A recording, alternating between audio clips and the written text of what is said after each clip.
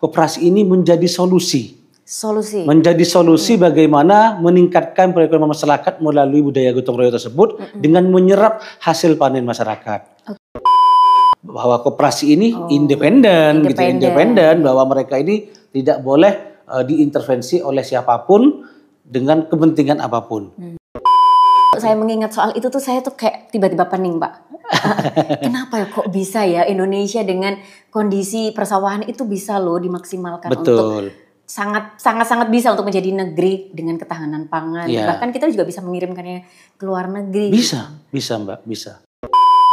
Artinya tidak ada lagi sembunyi-sembunyi nih, main-main harga di belakang dan sebagainya, nggak ada lagi.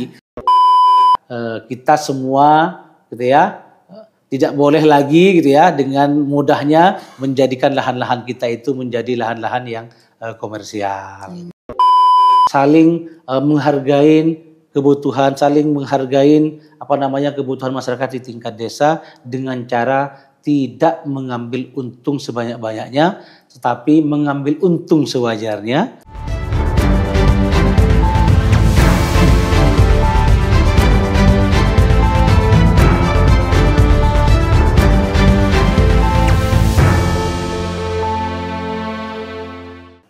Assalamualaikum warahmatullahi wabarakatuh. ABTV in Podcast bukan sekedar bicara, lebih dekat, lebih paham. Koperasi adalah salah satu organisasi ekonomi yang dimiliki dan dioperasikan oleh orang-orang demi kepentingan bersama.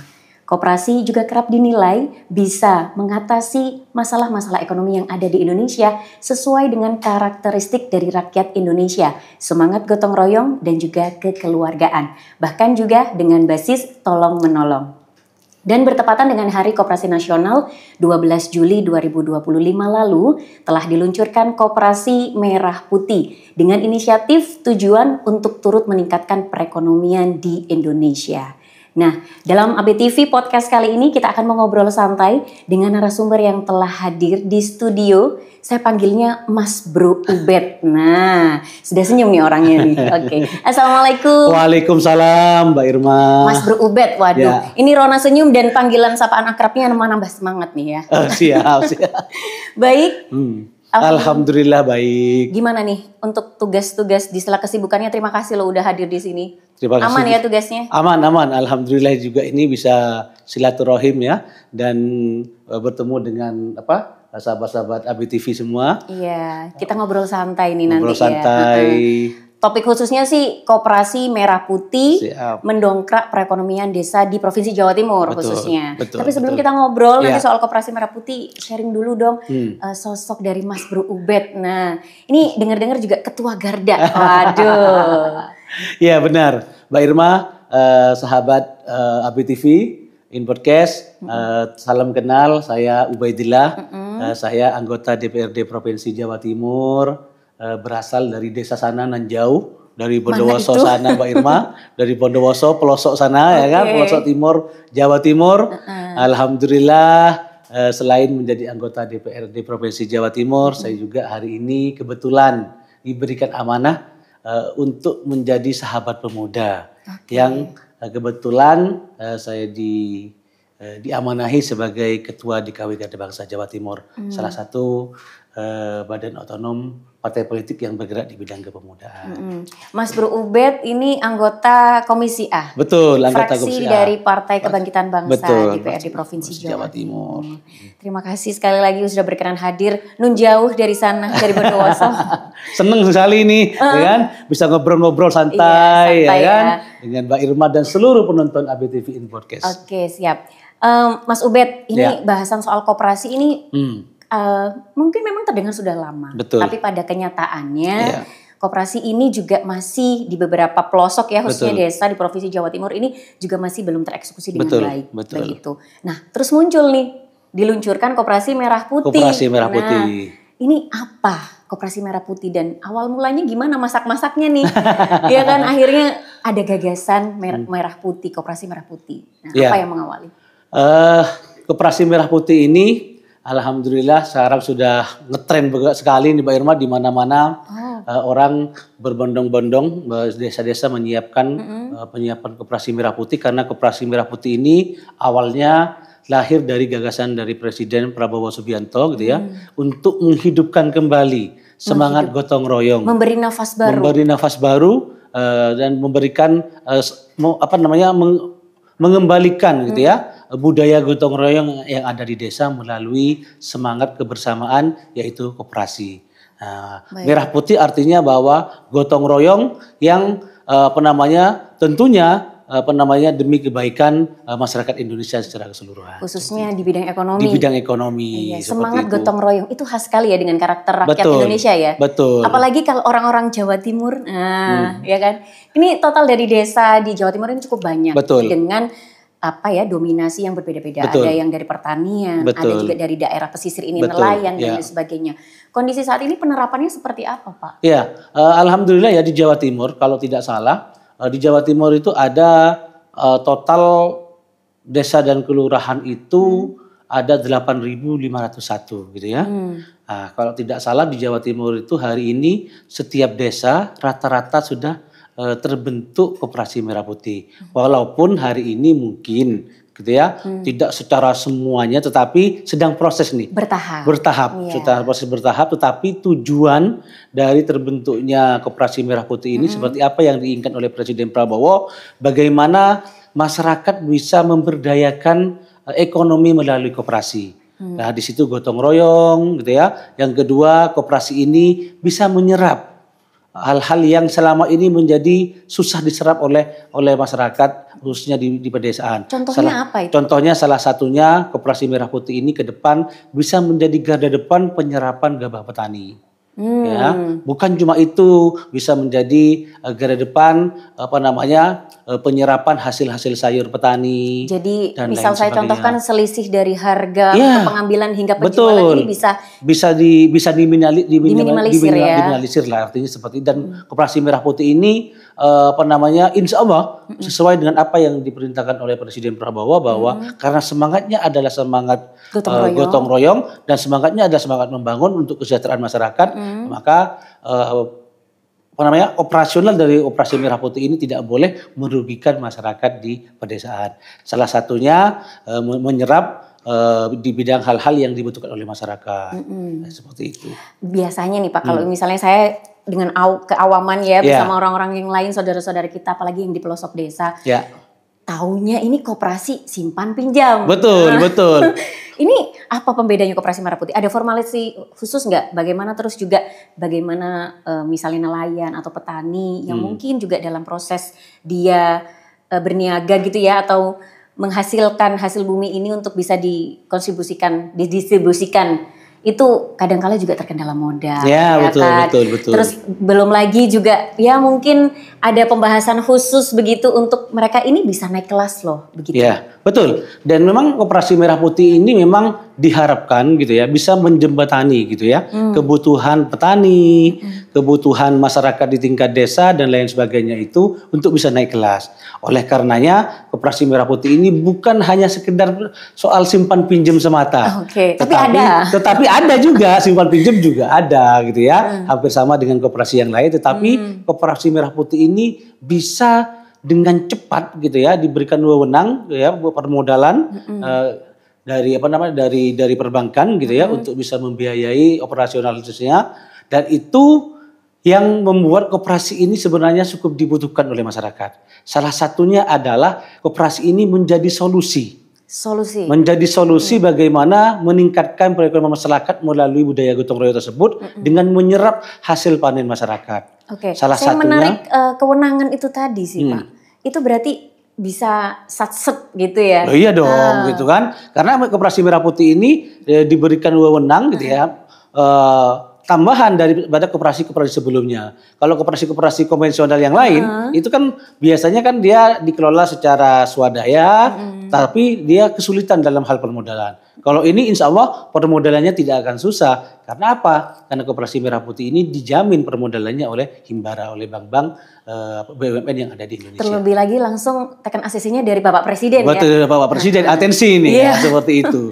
Jadi tidak ada kata tapi, tidak ada kata nanti. Iya, langsung ini seperti itu. Baik. Kalau untuk kondisi saat ini Pak, ini kan masih dalam hitungan bulan ya, masih bertahap, masih tengah berproses. Sudah realitanya sudah berapa nih gitu? Ya, saya rasa di Jawa Timur sudah mungkin hampir separuhnya ya. Dari 8.500 desa itu mungkin separuhnya sudah terbentuk. Dan saya yakin sampai akhir tahun ini insya Allah Jawa Timur akan bisa menyelesaikan pembentukan koperasi merah putih ini. Karena semangatnya itu dibentuk per masing-masing desa.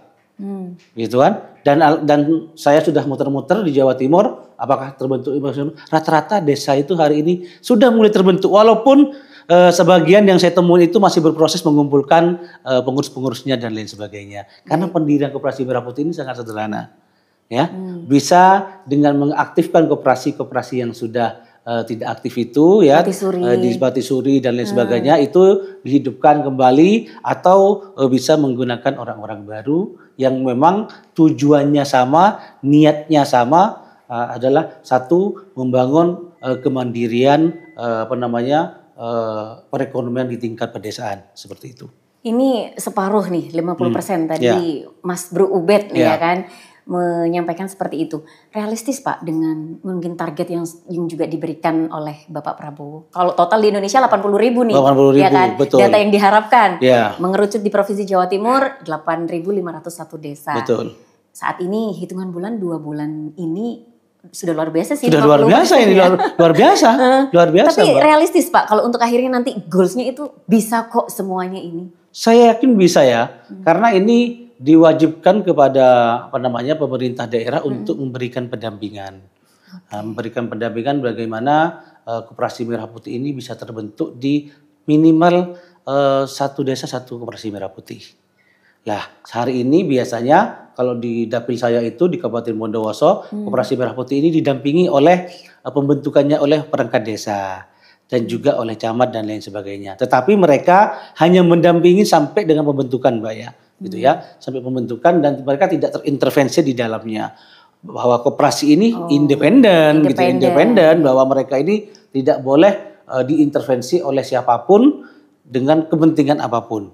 Karena koperasi ini memang bertujuan didirikannya adalah untuk membangun budaya gotong royong yang membawa kemaslahatan secara bersama kepada kelompoknya. Nah, dan itu yang menjadi kelebihan dari koperasi merah putih ini menurut saya. Dan untuk dari perangkat desa, mungkin juga dari PKK, begitu ya. Iya. Ini ditugaskan untuk juga turut mendampingi. Mungkin ada juga sosialisasi khusus seperti apa Pak yang diberikan mungkin dari pihak DPRD juga untuk pihak perangkat ini, pihak dari anggota PKK ini juga mengetahui secara lebih detail. Meskipun mereka tidak mempunyai intervensi begitu. Ya. Pendekatannya seperti apa? Karena kadangkala mendapatkan boro-boro anggota nih, pengurus, ya kan, boro-boro pengurus, boro-boro anggota, ya kan, untuk bisa dieksekusikan kadangkala, ya kan, untuk realita di lapangan ini kan tidak semudah itu. Betul. Tentunya memang dengan dinamika ya, pasti banyak dinamika yang harus kita lihat dalam pembentukan koperasi merah putih. Pendekatannya seperti apa, Pak? Ya tentunya pendekatan yang pertama adalah bagaimana kita gitu ya sebagai wakil rakyat, sebagai anggota DPR memberikan sosialisasi kepada masyarakat bahwa koperasi merah putih ini adalah solusi yang instan, ya, solusi instan untuk bisa memberikan keuntungan, kemudahan gitu ya, inovasi kepada masyarakat dalam hal di bidang perekonomian. Salah satunya dengan cara memberikan contoh-contoh nyata bahwa koperasi merah putih ini menjadi solusi seperti apa. Nah, solusinya adalah bagaimana koperasi merah putih ini menjadi koperasi yang betul-betul dibutuhkan dan betul-betul memang diinginkan oleh masyarakat. Salah satunya dengan program-programnya yang memang menurut saya sangat penting gitu ya, sangat penting sekali seperti itu. Kalau di lapangan Pak berbicara soal yang koperasi mati suri, nah mungkin saja mereka tuh sudah punya plot prosedural yang mungkin habitnya tuh sudah terbentuk sekali. Betul. Hanya saja kesibukan pengurus akhirnya tidak bisa memprioritaskan kembali, atau bahkan kepengurusan ini tidak ada bentuk sertijab mungkin atau apa gitu ya, sampai akhirnya juga seolah-olah ini kayak juga antara sungkan sama takut untuk meneruskan bentuk kewenangan, ya kan. Untuk transisinya Pak, kalau untuk di beberapa daerah, contoh, saya lihat kalau sebenarnya koperasi merah putih ini kan tidak harus orang-orang baru semua, Mbak. Bahwa kalau sudah terbentuk koperasi yang memang koperasi itu mati suri, tetapi pengurusnya itu ada yang aktif dan tidak aktif, maka yang aktif itu bisa menambah atau mengganti kepengurusan yang tidak aktif, gitu ya. Karena pendaftaran gitu ya, pendaftaran atau pengesahan SK Koperasi Merah Putih ini kan disahkan oleh Kementerian Koperasi gitu ya. Itu dipermudah hari ini. Sehingga tidak ada lagi hal-hal yang menghambat terhadap pengesahan SK Koperasi Merah Putih ini. Sehingga masyarakat pengurus koperasi yang sudah ada itu sebenarnya lebih mudah dalam mengganti kepengurusan yang ada di dalamnya. Tetapi ingat bahwa pergantian atau apapun itu selalu dibicarakan, selalu didiskusikan. Kalau bisa jangan sampai menimbulkan perbedaan pendapat yang merugikan koperasi, tetapi dikumpulkan dengan cara musyawarah mufakat seperti itu. Oke. Karena sejatinya juga untuk kepentingan bersama Untuk kepentingan bersama dong. Kepentingan gitu bersama, jadi yuk dirapatkan bersama. Dengan juga menerapkan apa yang baru nih formula dari Betul, tujuan Koperasi Merah Putihnya itu apa, formatnya apa yang didahulukan. Karena di masing-masing desa itu formatnya bisa berbeda-beda.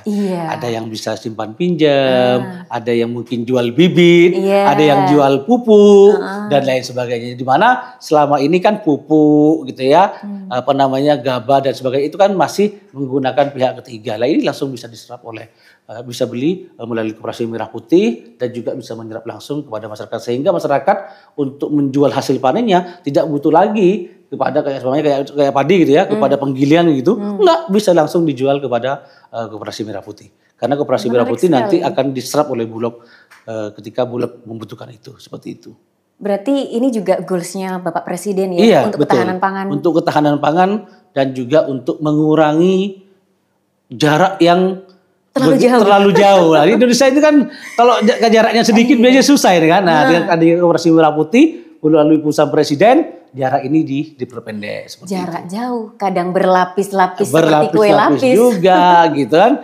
Ya betul kata Presiden, Mbak. Kita ini negara dengan dengan luas sawah yang begitu besar, tetapi kadang-kadang seharusnya kita bisa mengandalkan apa-apa yang dari dalam negeri. Bisa kita itu bisa kekurangan beras, minyak goreng dan lain sebagainya. Nah, ini Koperasi Merah Putih ini bagian dari solusi untuk menghilangkan jarak-jarak tersebut lah. Jujur kalau saya mengingat soal itu tuh saya tuh kayak tiba-tiba pening, Pak. Kenapa ya kok bisa ya Indonesia dengan kondisi persawahan itu bisa loh dimaksimalkan. Betul. Untuk sangat bisa untuk menjadi negeri dengan ketahanan pangan. Bahkan kita juga bisa mengirimkannya ke luar negeri. Bisa Mbak, bisa. Kalau dari Bapak Presiden atensi khusus nih soal koperasi. Goalsnya atau deadline-nya mungkin Pak dengan tahun 2026 di semester berapa? Kalau tidak salah ya, mohon dikoreksi kalau tidak salah, Bapak Presiden kan menginginkan bahwa di tahun 2027 maksimal di tahun 2028 Indonesia sudah harus bebas impor beras ya, bahkan kalau bisa bukan cuma impor beras ya, tapi juga bisa impor jagung, semuanya yang berkaitan dengan pangan. Karena apapun yang sebenarnya kaya sekali.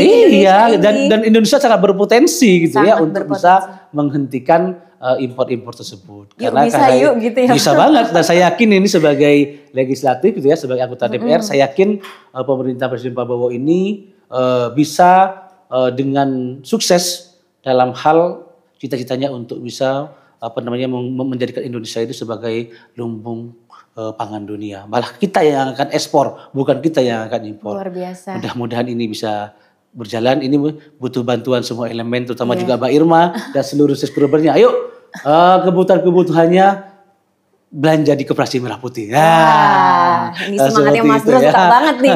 Gitu.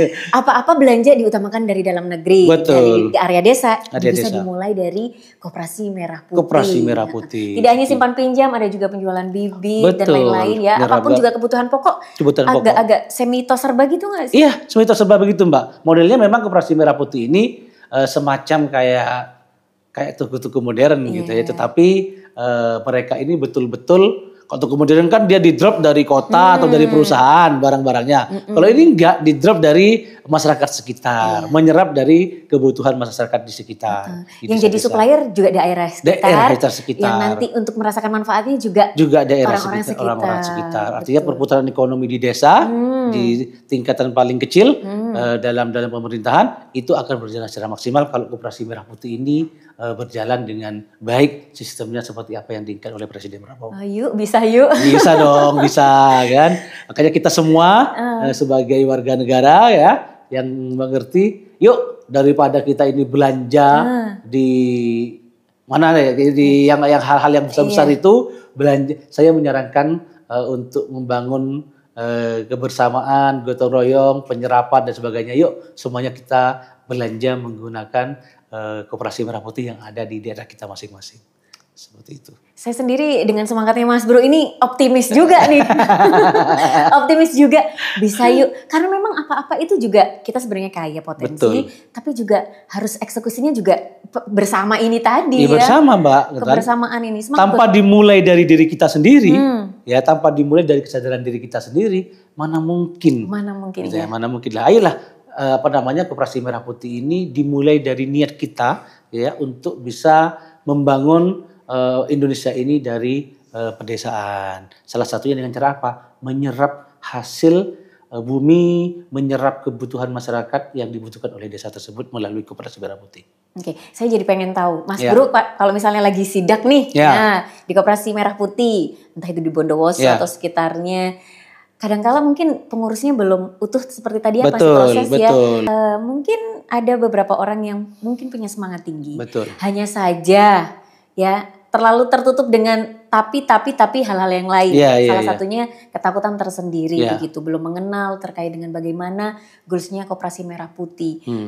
Sosialisasi untuk pendekatan secara langsung, Mas Bro ini gimana nih kalau ketemu sama orang desa nih? Ya pertama kita jelaskan dulu pengen tahu ceritanya secara langsung. Iya, pertama kalau saya turun dan melihat ke lapangan terkait dengan Koperasi Merah Putih ini, tentunya satu hal yang saya jelaskan kepada masyarakat bahwa Koperasi Merah Putih adalah solusi dulu. Solusi. Jadi pertama kita harus bilang bahwa Koperasi Merah Putih ini bagian dari solusi yang memang kita butuhkan.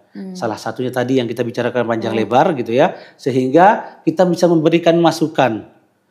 Kan sebenarnya masyarakat ini cukup aware terhadap Koperasi Merah Putih ini, Mbak. Cuma mereka ini kurang informasi. Iya. Ya, kurang informasi gitu ya, kurang kurang informasi, kurang begitu mengetahui. Belum lagi mungkin maaf ya, habit untuk ingin mencari tahu ini juga gitu ya, ternilai kurang ya, di tingkat pedesaan kan masih kurang ya, orang-orang googling, apalagi kalau yang milenial atau mungkin sudah bisa googling di internet, tetapi yang generasi sebelumnya gitu ya, Bapak-bapak Parubaya kan mereka butuh intent day to day untuk bisa dijelaskan bahwa Koperasi Merah Putih ini bagian dari solusi yang bisa menyerap hasil bumi, bisa menjual pupuk, bisa menyerap pupuk gitu ya, menjual pupuk dengan harga yang tidak mahal gitu ya.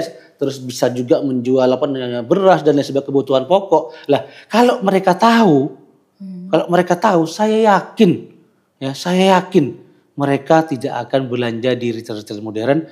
Pastinya mereka akan lebih membutuhkan Koperasi Merah Putih. Satu, pengurusnya orang-orangnya mereka kenal. Yang kedua, harganya bersaing, ya. Yang ketiga, Koperasi Merah Putih ini salah satu koperasi yang memang semi modern menurut saya. Kenapa? Karena di Koperasi Merah Putih ini kepengurusannya gitu ya, manajemennya itu diajari selayaknya retail modern.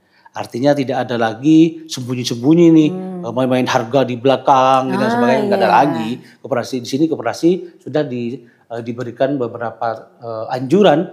Koperasi Merah Putih ini harus sesuai dengan apa yang dibutuhkan oleh masyarakat, tidak boleh memarkup harga dan lain sebagainya.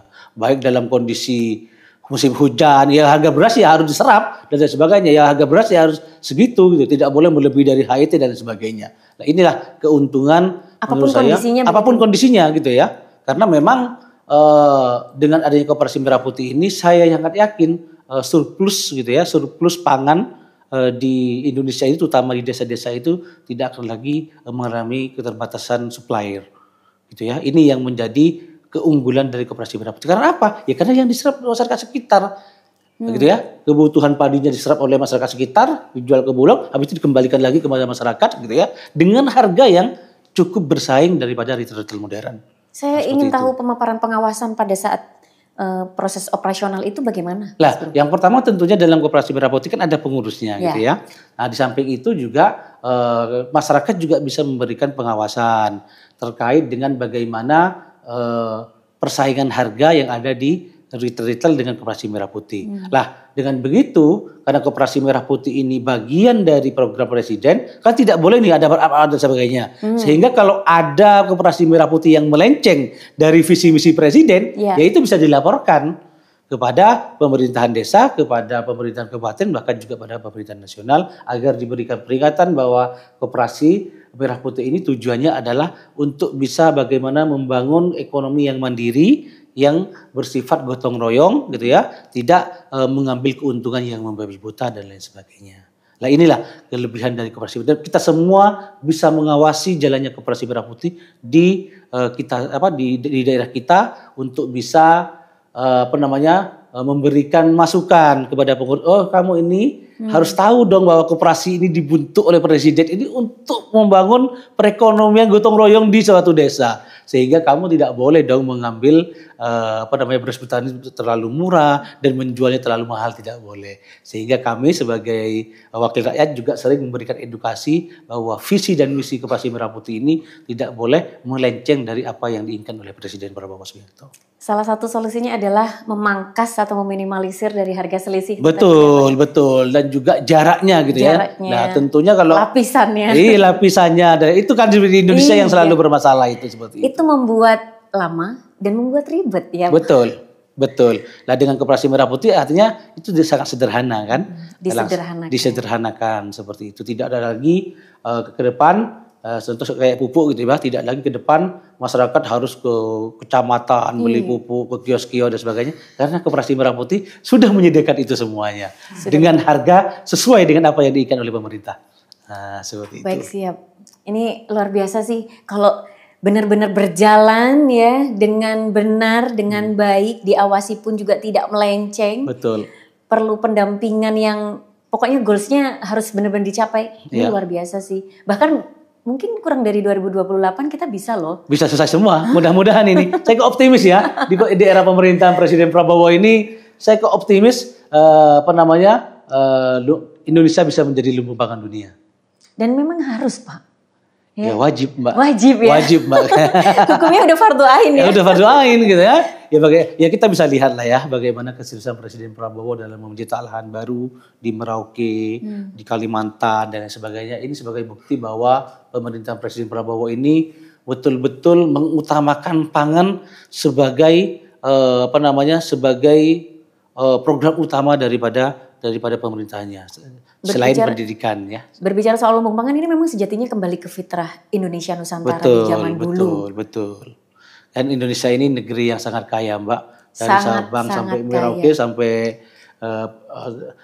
Sabang Merauke, dan ini harapannya gitu ya, dengan luas wilayah yang begitu kaya ini tentunya kita berharap bahwa Indonesia menjadi lumbung pangan itu bisa dengan secepat-cepatnya. Nah, dengan cara kita semua gitu ya tidak boleh lagi gitu ya dengan mudahnya menjadikan lahan-lahan kita itu menjadi lahan-lahan yang komersial gitu kan. Kan hari ini sudah mulai pengetatan ya untuk izin-izin komersial dan lain sebagainya, terutama pada LSD, yaitu lahan sawah yang dilindungi dan lain sebagainya. Penerapan atau eksekusi di lapangan bagaimana Pak memang? Ini masih proses juga. Masih proses, Mbak, masih proses. Ini pemerintahan kan baru setahun, Mbak, gitu ya. Pemerintahan ini baru setahun, tentunya pertama saya mengapresiasi dulu lah kebijakan ini bagian dari solusi yang betul-betul dibutuhkan oleh Indonesia. Memang butuh perjuangan. Butuh perjuangan. Koperasi Merah Putih salah satunya adalah program Presiden Prabowo yang menurut saya sangat-sangat dibutuhkan. Kenapa tadi?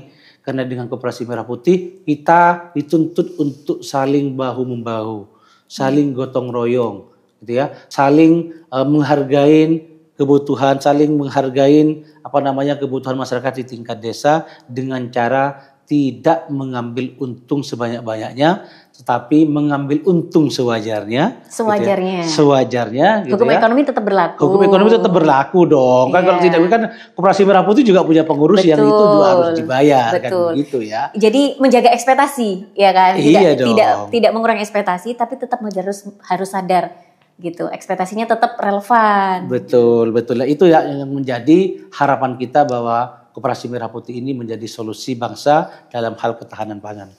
Harapan dari Mas Bro, Koperasi Merah Putih jadi solusi sekaligus mungkin ada nantinya sembari berjalan mungkin tiba-tiba berkembang lebih pesat dengan ide-ide kreatif ya, untuk teknologi juga turut mendukung. Nah, kalau dikaitkan dengan era digital, nah bagaimana Mas Bro? Ya tentunya ya di hari ini masyarakat Indonesia gitu ya sekarang sudah mulai memasuki era digitalisasi.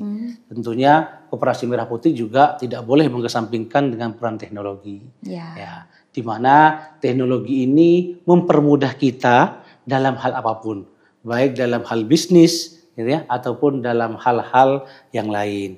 Oleh karena itu tentunya penerapan teknologi dalam operasional Koperasi Merah Putih ini dibutuhkan untuk bisa memberikan kemudahan, memberikan pemberitahuan kepada masyarakat bahwa Koperasi Merah Putih di suatu desa terpelosok itu juga bisa menjual produknya ke pelosok-pelosok yang lain yang ada di Indonesia dengan cara digitalisasi, kan begitu. Ya, tidak tutup kemungkinan bahwa Koperasi Merah Putih ini ke depan bisa menjadi agen-agen kecil yang bisa menjual produknya di seluruh Indonesia. Nah, kalau sudah begitu, berarti kan suatu desa bisa mendapatkan penambahan pemasukan yang begitu besar dalam PAD-nya ke depan seperti itu ya.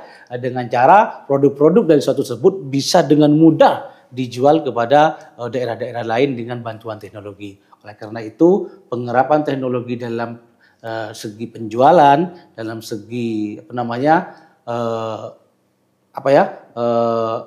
dokumentasi dan lain sebagainya itu dibutuhkan dalam rangka untuk bisa memajukan Koperasi Merah Putih itu turut sendiri. Turut menunjang agar itu semakin besar dan bisa menjadi koperasi yang dibutuhkan dan bisa menjadi koperasi modern suatu saat seperti itu. Dan jika pun mungkin dari saudara-saudara kita yang ada di pelosok desa yang mungkin masih perlu adaptasi dengan teknologi yang ada sekarang, terutama untuk Bapak Ibu Parubaya. Nah, ini juga menjadi salah satu pendekatan ya. Pendekatan tapi dengan lingkup apa yang mereka bisa. Betul. Apa yang mereka bisa hasilkan untuk operasional mereka hidup pula sekaligus untuk kesejahteraan bersama. Betul. Oleh karenanya kan kami sebagai mewakili masyarakat Provinsi Jawa Timur khususnya DPRD, kami berharap bahwa pemerintah Provinsi Jawa Timur juga bisa memberikan sumbangsih nyata. Bagaimana Koperasi Merah Putih ini diberikan edukasi yang menyeluruh gitu ya, baik dari hal segi manajemennya, penggunaan teknologinya, sosialisasinya. Tolong ini dibantulah menggunakan APBD Provinsi Jawa Timur melalui koperasi-koperasi yang sudah terbentuk seperti itu. Bahkan sosialisasi untuk pemecahan masalah-masalah yang ada di lapangan boleh juga ya? Boleh juga dong, petani diberikan pelatihan-pelatihan yang lebih intensif gitu ya. Bagaimana nanti tata niaganya juga diberikan pelatihan dan lain sebagainya. Pokoknya intinya apa yang menjadi sesuatu yang bisa dilakukan oleh pemerintah Provinsi Jawa Timur melalui dinas-dinas koperasi gitu ya yang ada di kabupaten kota, saya rasa harus mengambil peran nyata. Jawa Timur jangan hanya menjadi pembina yang pasif, tetapi pemerintah Jawa Timur harus menjadi pembina yang aktif. Ya, caranya apa? Caranya dengan memberikan metode pelatihan, sosialisasi, ya dengan APBD yang kita punya seperti itu. Mengingat potensi di Provinsi Jawa Timur juga sungguh luar biasa. Sungguh luar biasa. Dari Jawa Timur Utara, Tengah hingga Selatan, ya. Gitu kan? Ini macam-macam loh di Jawa Timur ini ada semua loh. Betul, ya.